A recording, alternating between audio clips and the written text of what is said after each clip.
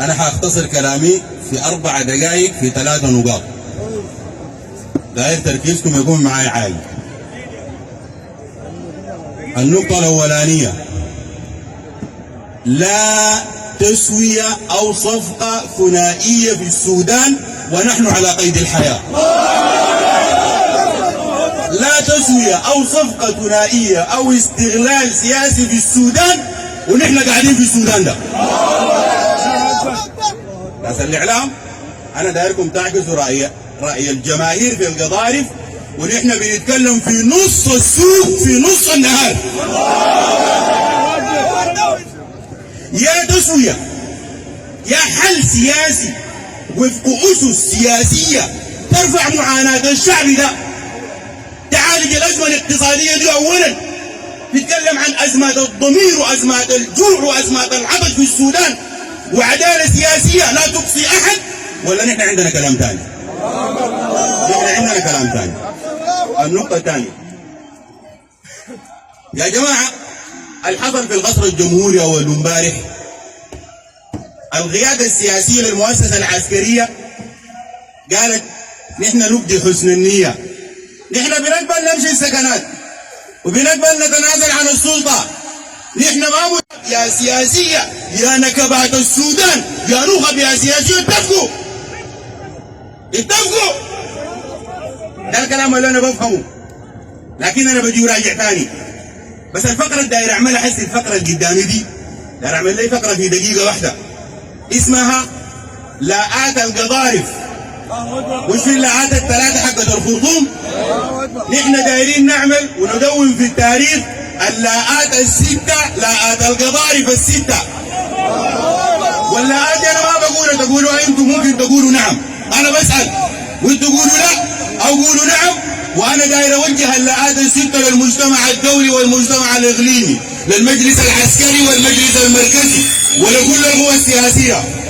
السؤال الاول: يا ناس القضارف، ايتها الجماهير، جماهير نداء للسودان والاتحاد الديمقراطي العصر وبقية الاحزاب السياسية، بتقبلوا في السودان تحكمكم احزاب بلا اي تفويض؟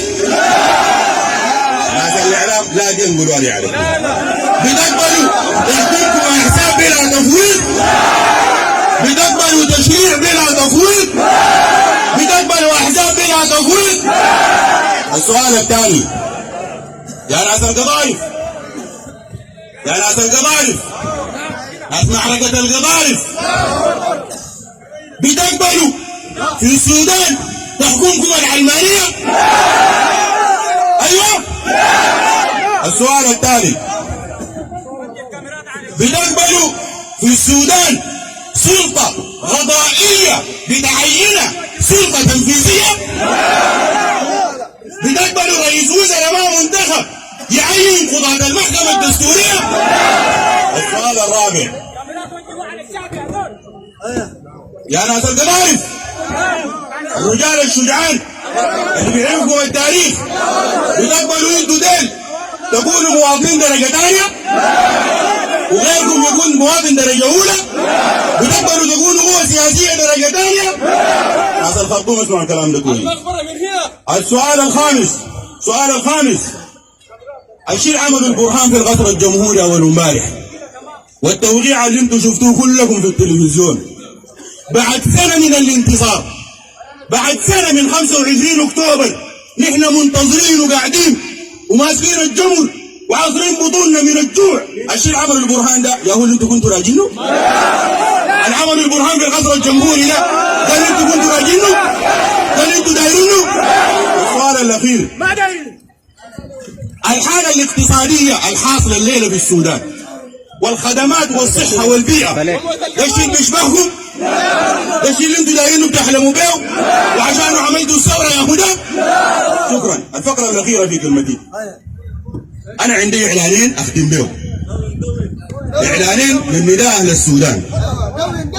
النداء الأول: نحن ما زلنا عند كلمتنا، نحن جينا عشان السلام ودايرين التوافق التام، ودايرين السودانيين دول يكونوا سواسية وينعموا بالرفاهية. إما تسوية سياسية تقوم على الحق والعدل وشمول كل السودانيين، وإلا فخياراتنا مفتوحة. نحن من القضارف، من قلب سوق القضارف نرسل رسالة لكل العالم، نحن خياراتنا مفتوحة.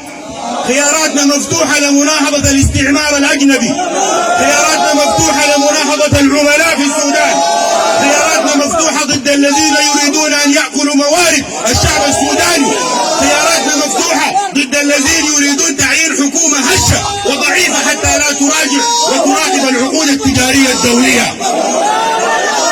الإعلان الثاني والأخير، نحن في نداء أهل السودان لا نتسول موقعنا السياسي.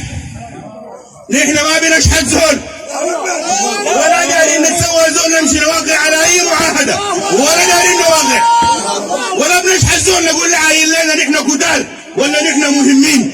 نحن حنصنع الكتلة السياسية بتاعتنا نحن، وحنخلي الآخرين يتسولون عشان يجوا يسمعوا مننا الفهم السياسي الراشد. والسلام عليكم ورحمة الله وبركاته.